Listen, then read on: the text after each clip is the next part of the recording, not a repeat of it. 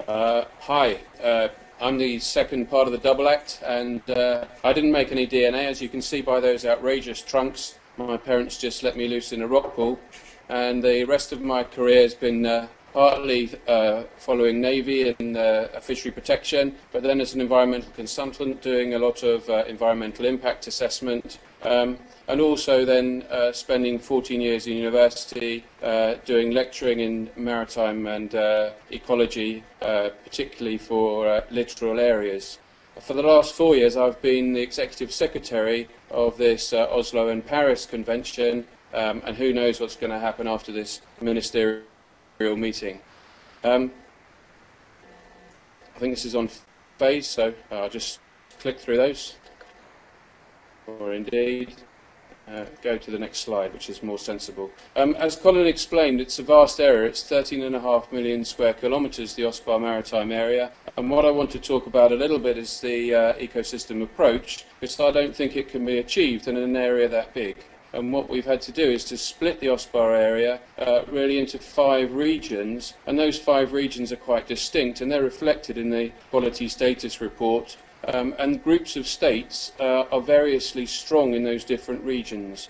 Norway, for example, and Iceland have very strong Nordic interests in the Arctic area. Then the group of North Sea states who are involved in the Wadden Sea, and then states really along the Iberian coast who have much more links with the Mediterranean.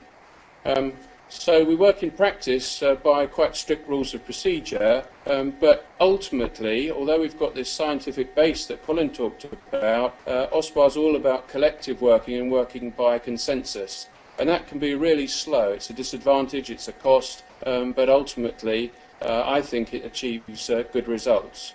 And so the normal strengths of working in this way are that we've been taking a long-term view, that we've undertaken our monitoring in a joint way according to a large jigsaw, and we've for quite a while now, although I was speaking to Denzil Miller from CAMLR yesterday here in Bergen, and he was saying that CAMLR are the granddaddy of the ecosystem approach. I think OSPAR's really signed up to the ecosystem approach now for at least 15 years, as Colin said, and every one of our measures has an implementation, reporting and assessment procedure. And that's achieved top-line results, so we can communicate good results in terms of hazardous substances, eutrophication, radioactive discharge, but also in terms of activities like oil and gas. So, for example, to give you an economic metric, OSPAR put in place a decision asking the oil and gas industry in the OSPAR maritime area to reduce the amount of oil in produced water by 15%, and that target date was last year. Now, they've achieved that across the OSPAR maritime area, but at a cost of £4 billion. Not sure what that is in Australian dollars, but it's quite a lot anyway. Another issue that we're dealing with, and which we know much less about, is marine litter or marine debris. And this is just starting. We're starting to find out how much litter there is, what the real impact is, how much we can deal with it, what targets we should set. And part of that is driven by NGO communities. So in the OSPAR family, we have a bunch of observer organisations, and these people push the governments, make the general public aware, and this venue where we're at here in Bergen is a prime example of that. As Colin said, we're now facing the Marine Strategy Framework Directive, and I think very much the European Union will pull together the sort of carrot and stick approach, much more of the stick. If countries go wrong with their marine plans, then they could find themselves in the European Court. And this legislation is hinged around something called good environmental status, based on 11 descriptors, and has a very tight timeline. And I think some of our countries with less developed monitoring systems are going to find themselves in problems. Colin's mentioned the eco-QOs. These are good, quick indicators.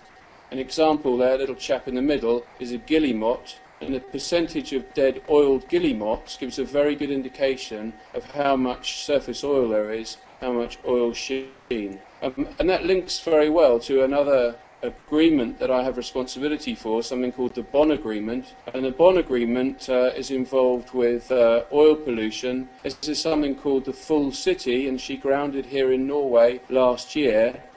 She was very inconvenient because she grounded right at the time of the ministerial elections here, and right in an area next to all the ministers' summer homes. So got a bit of action going in that part of the world. But the Bonn Agreement is all about surveillance and cooperation and tracking polluters and making the polluter pay at the end of the day. As Colin said, one of the things we really need to follow hard is how to deal with cumulative effects and how to link the different pressures from human activities. I'm sure that's something that you're tackling in Australia as well. What I want to finish up with, because I know part of the theme of the C2C is integration, participation, cooperation, is what we're doing in terms of marine protected areas. And we've used the list of threatened and endangered habitats that Colin mentioned to push for marine protected areas. This is our current network of marine protected areas. You can see a big red blob there around Svalbard in the north of Norway. But very little, if you run down the list, in deeper waters, further waters, and particularly areas beyond national jurisdiction. So the big thrust of this ministerial meeting is to add to some of the work that's been initiated in high seas areas, and it's been pushed by WWF in terms of recognising those areas that might be vulnerable, but it's also been pushed by contracting parties in New York, in other fora, recognising that the deep ocean really needs to be dealt with. And the OSPAR area in the middle of the wide Atlantic contains this huge site called the Charlie Gibbs Fracture Zone, and one of the important aspects of that zone is it straddles a key biogeographic divide and contains a meandering subpolar front. So we're looking forward to ministers getting into deciding a number of these deep high sea sites, and then we've got to work out how to manage them in cooperation with other competent authorities. So the Oslo and Paris Convention, the OSPAR Convention, has to work with the RFMO, it has to work with the International Maritime Organization, has to work with the Seabed Authority, ICAT, and NASCO and other organizations. What we hope, therefore, and that's why I've got all my digits crossed, is that this Northeast Atlantic Environment Summit is when the ministers really step up to the mark and show some political will to conserve these areas of the wider Atlantic. We hope that that comes off and that hasn't been too much of a tedious presentation for you. Thanks.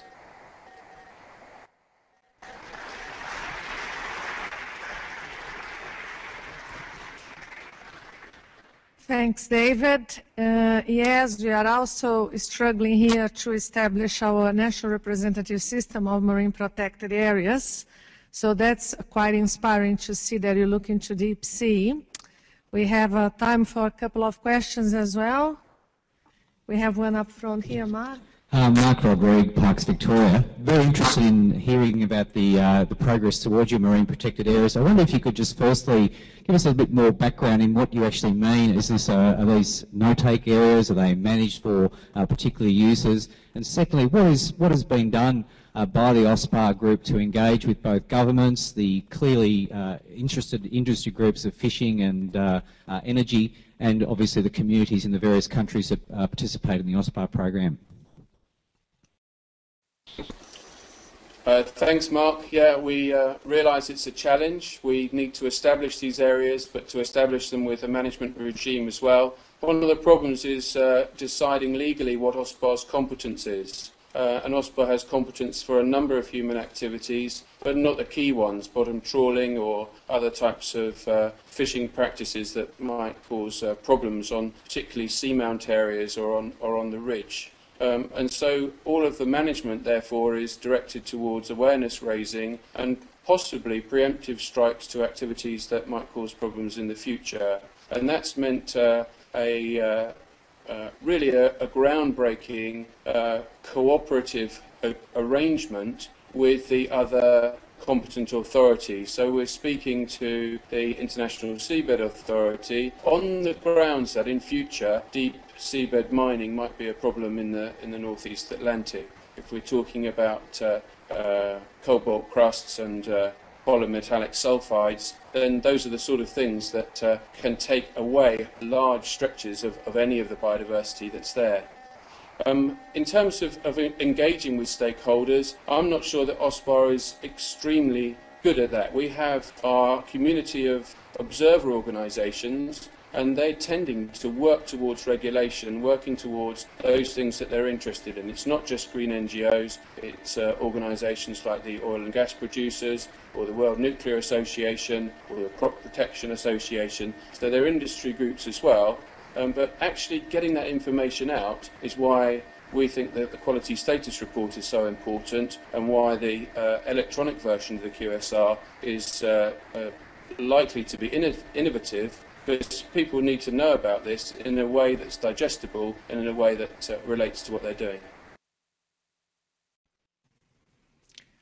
Thank you, David. I think we're going to have one more question, and that's probably coming from me. I won't miss the opportunity. I noticed on your vision that you talk about the words healthy and sustainable. How do you actually define those two for your ecosystem?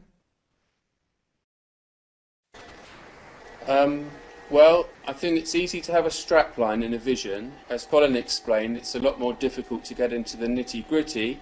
I think in terms of healthy, one of the ways we've done it, and we've mentioned it a couple of times, is we've devised over 15 years in the North Sea this system of ecological quality objectives. And the ecological quality objectives give us a metric against which to measure the health of the seas. Indeed the overall quality of the seas. Another good example that ministers will have a look at tomorrow is there's a bird, a northern fulmar, that's throughout the OSPAR area, and the fulmars just eat litter in particle form in the water and on the surface of the water. So the percentage of litter in dead fulmar stomachs is a very good indicator of, let's say, the health of the ocean in terms of marine litter. And as a stunt, one of the NGOs is going to do a dissection of a fulmar in front of the ministers tomorrow. So let's hope they've had a good breakfast and and they're not too queasy. But that health side obviously then links to the sustainability. I'm quite a skeptic about sustainability and also how to interpret the ecosystem approach. I think they're very much linked and often misunderstood in the academic literature. But ultimately it's good sound management where the ecosystem works and where ecosystem goods and services can still be achieved. And ultimately, that's what we're looking for the Northeast Atlantic, and I'm pretty sure you're looking for that within your coasts and seas and oceans down in Australia too. Okay, thanks a lot, David and Colin. I think we're going to say goodbye for now. We really appreciate the time you've made into hooking up with us for a busy day for you. And hope we can keep in touch in years to come. So thank you very much. Back to you. Thanks, Patricia, for a master. And thanks to SQUIZMIX, who are our technical and media gurus who've helped us make this leap across the world. Really exciting. Enjoy the rest of C2C and wish us luck with our ministers. Thanks and over.